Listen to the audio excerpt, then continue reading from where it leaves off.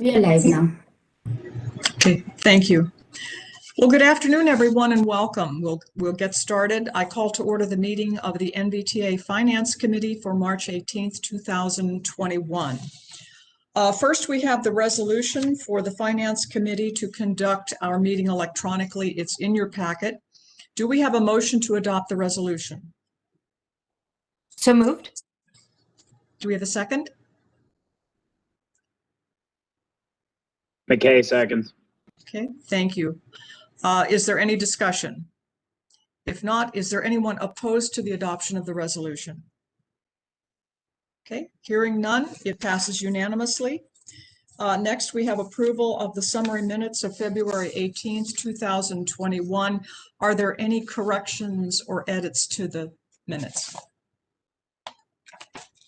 Okay, hearing none, do we have a motion to approve?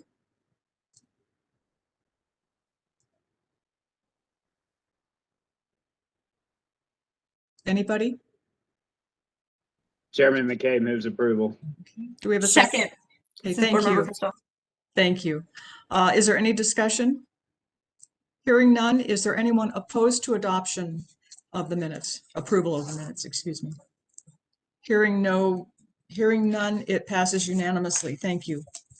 Okay, next we have next item is the FY22 Regional Revenue Fund budget, and I turn it over to you, Mr. Longi. Thank you, Mayor Rochelle.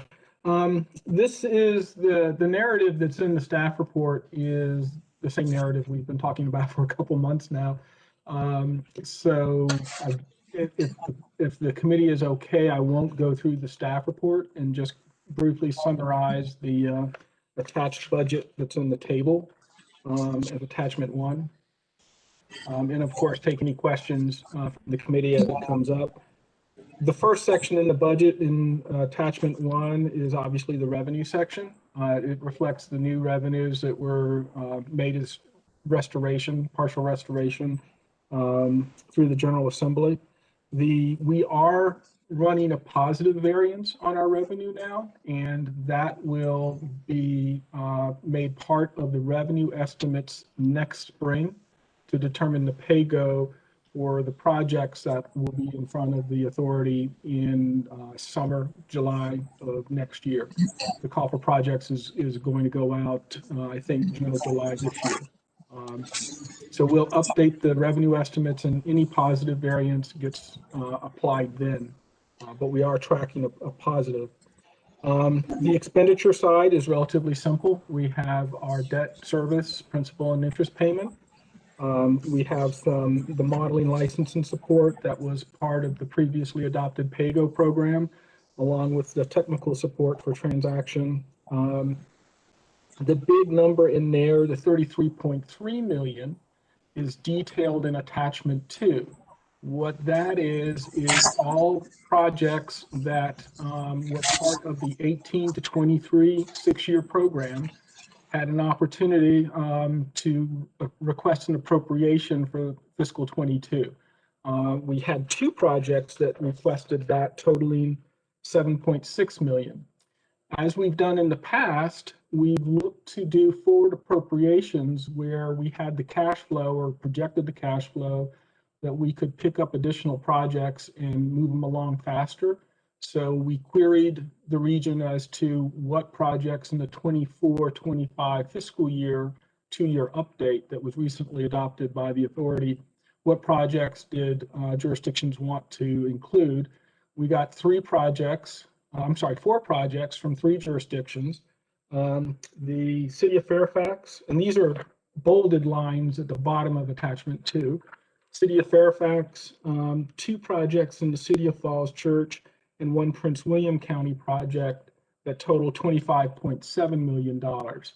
And as we've talked about the forward appropriation, staff goes through a fairly in-depth analysis to make sure that the authority is not overspending its revenue when we do these forward appropriations.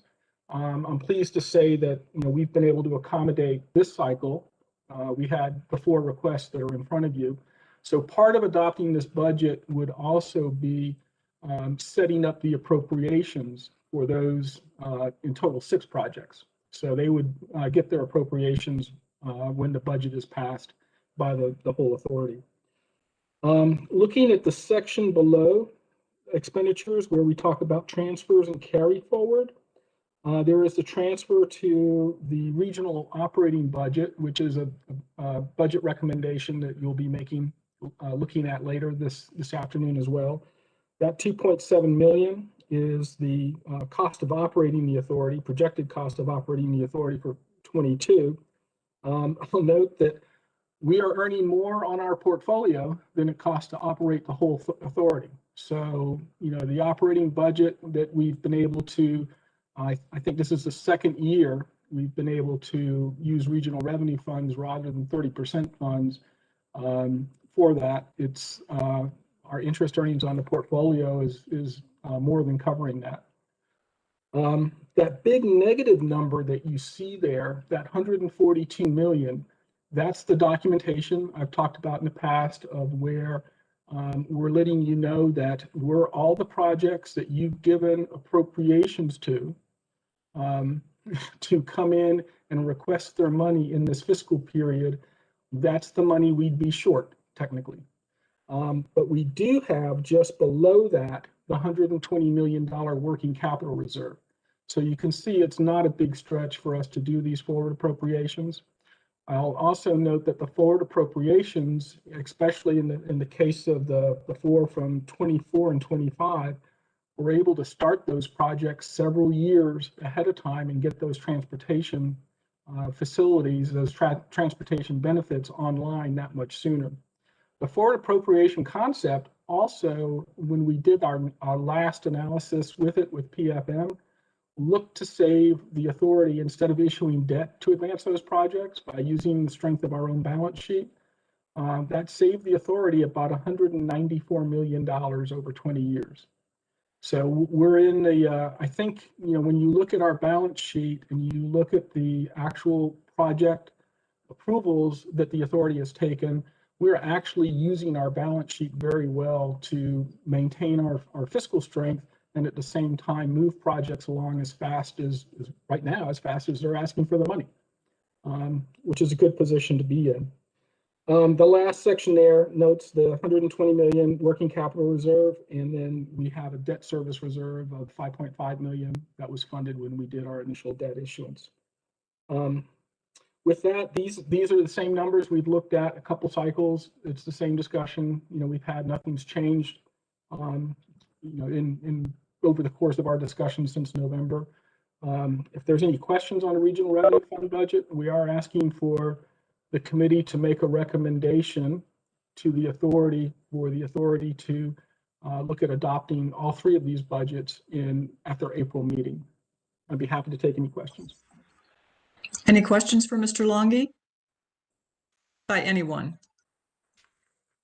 Okay, no questions. Then we do have a recommended action. Do we have a motion?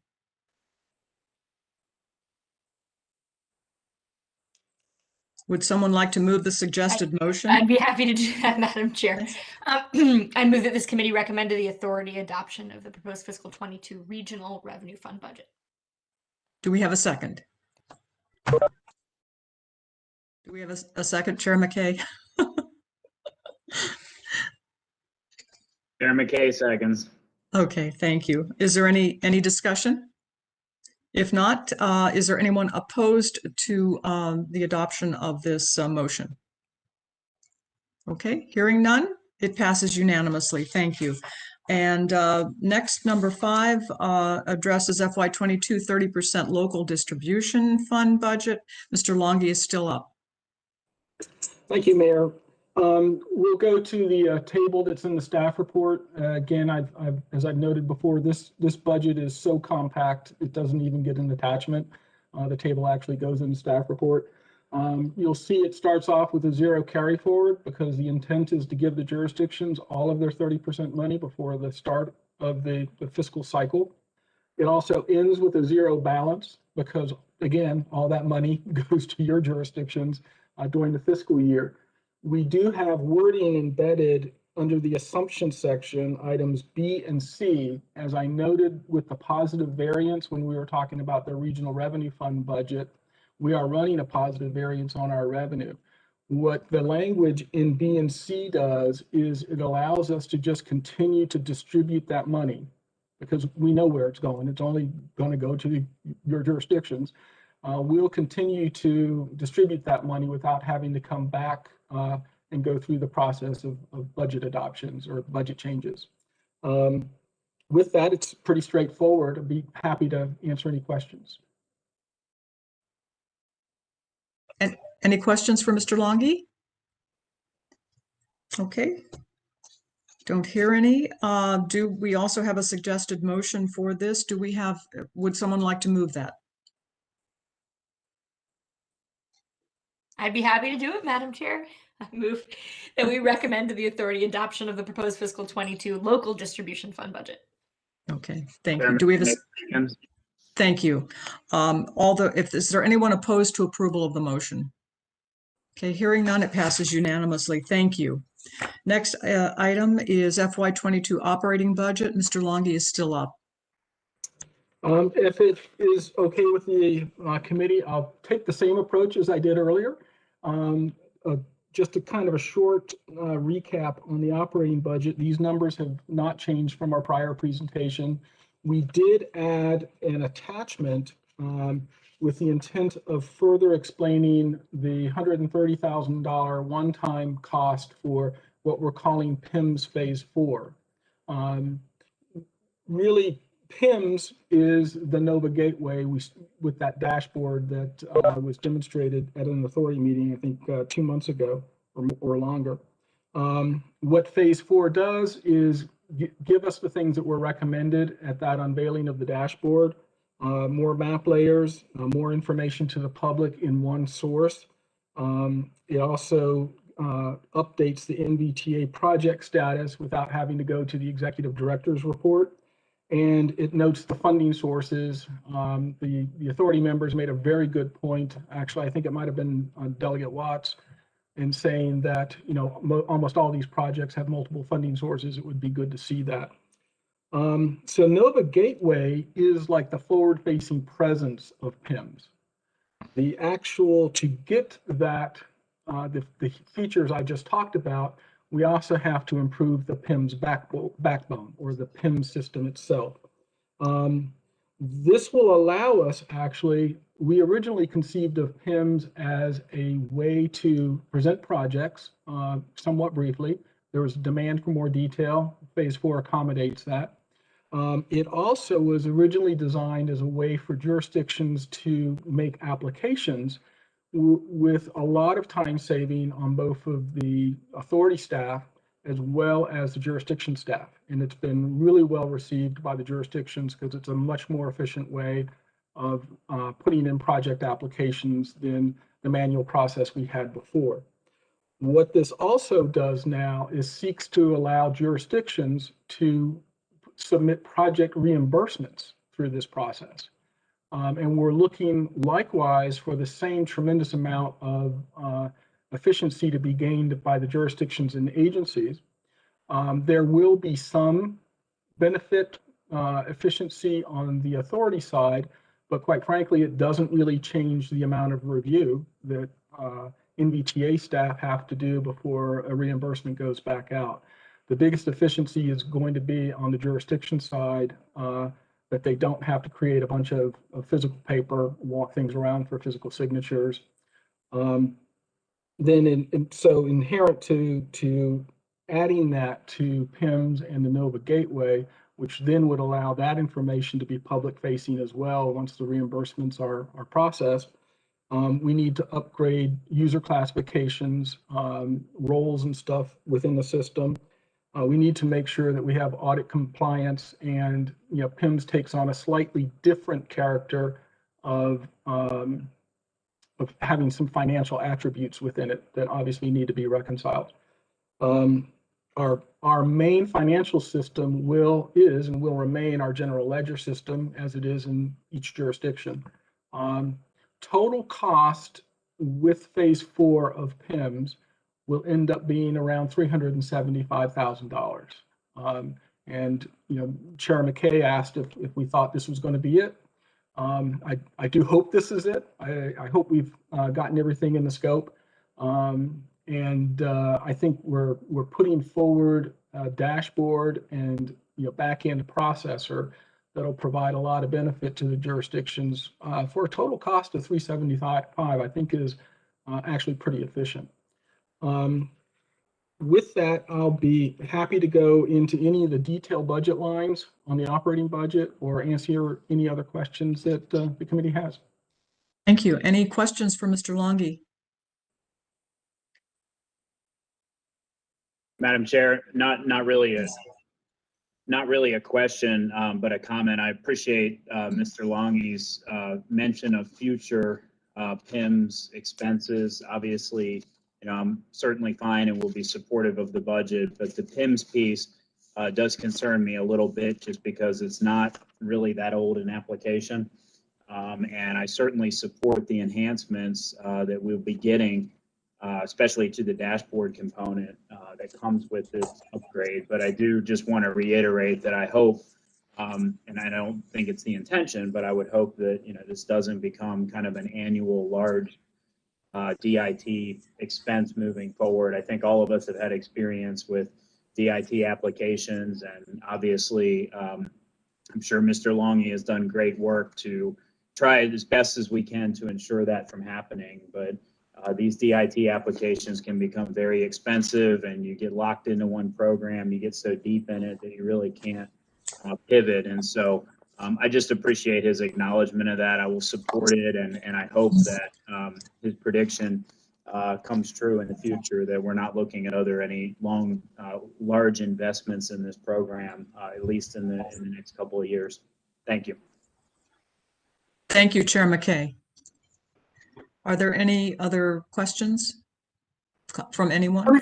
Yeah, Madam Chair, I'm just trying to pull it up in the version of my budget so I can scroll down, but I may just ask our facilitator here to scroll back up to the operating budget. Yeah, so I was struck, I think in an earlier version we saw of this, the savings on printing was really significant. Can we scroll? Where was it? Maybe at the bottom under administrative. That we were spending, I think, $13,000 on it, which sounds plausible actually, given how big those packets can be at each of our meetings. So I'm just interested to see. I think it looks like it's returning back to pretty close to pre-pandemic levels for this proposed upcoming fiscal year. And so certainly this is not the most expensive thing in our budget by far, but I do have to wonder, as we're all sort of talking about, like, well, what have we learned during the pandemic and what we could do differently? Is there, an opportunity for savings there, as everyone has, I imagine at this point, after a year of virtual meetings, figured out how to download the items they need onto tech devices? Yeah, a very good question. And what we've done with the printing expenses and a whole host of other operating expenses is clearly we didn't spend it this year. And so it goes into carry forward. So it's reducing the transfer for the fiscal 22.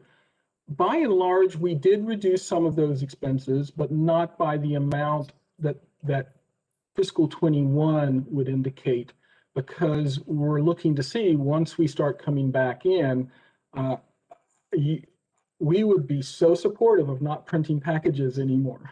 Yeah. But we also want to gauge the authority members' reaction and acceptance of bringing a laptop to every meeting. We went so far as to take a quick look at what would it cost for the authority to have a tablet available for each authority member at each meeting versus the cost of printing. And actually, that kind of opens up a whole nother line of expenses, because of course then we'd have to maintain and service those, et cetera, et cetera. So I'm with you. Right. We are thinking of those things, and we preserved some of those budget lines so that we would have the flexibility to hopefully take some of the efficiencies of the virtual world, see what we will encounter as we become less virtual, and Sure. and look for efficiencies there.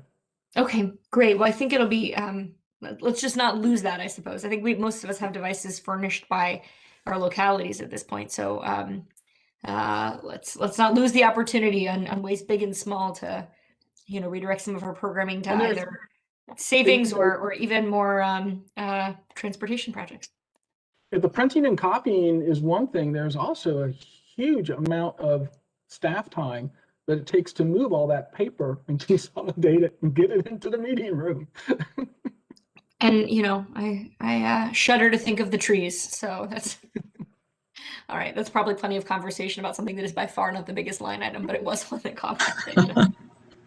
Okay, thank you. Thank you, Chair Crystal. Are there any other comments or questions from anyone? Okay, with that, we do have a motion. We have a suggested motion. Would somebody like to move the motion? I move that we recommend to the authority that they adopt the fiscal 22 operating budget. Chairman McKay seconds, at the risk of Katie and I not being the only two people in this meeting. There are only 3 of us here. Okay, is there any discussion, any further discussion?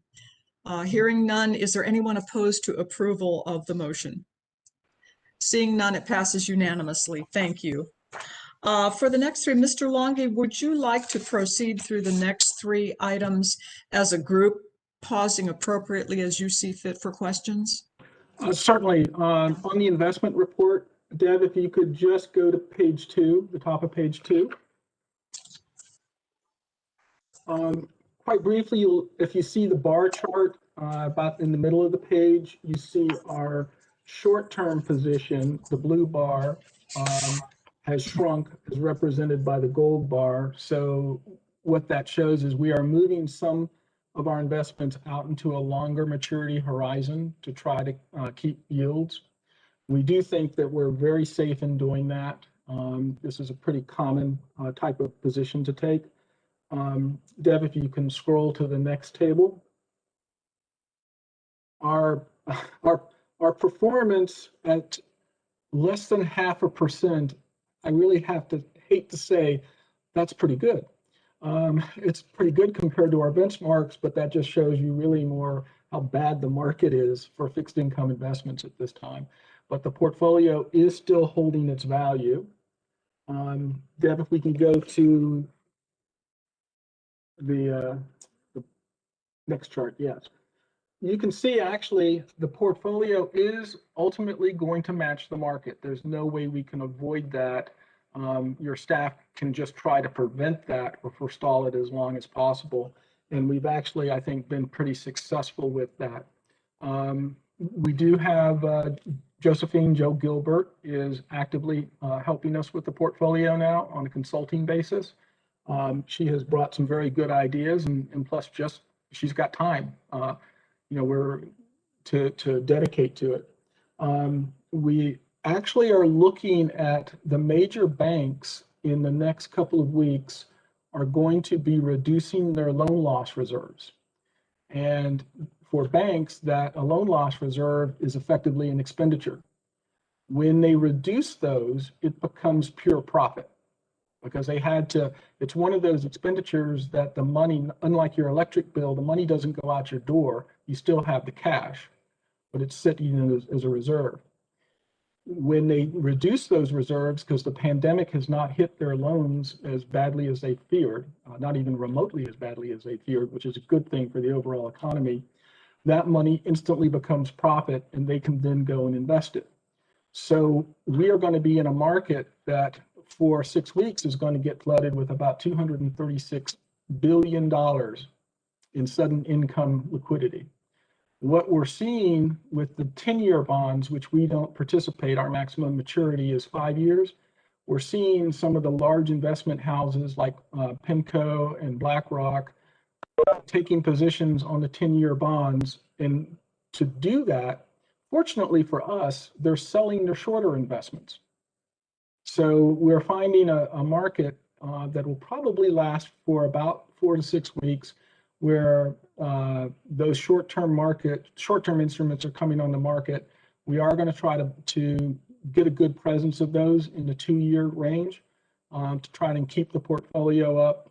And ultimately, we know that the Fed just released its notice that it's going to keep basically the Federal Reserve position at the status quo through the end of calendar 22.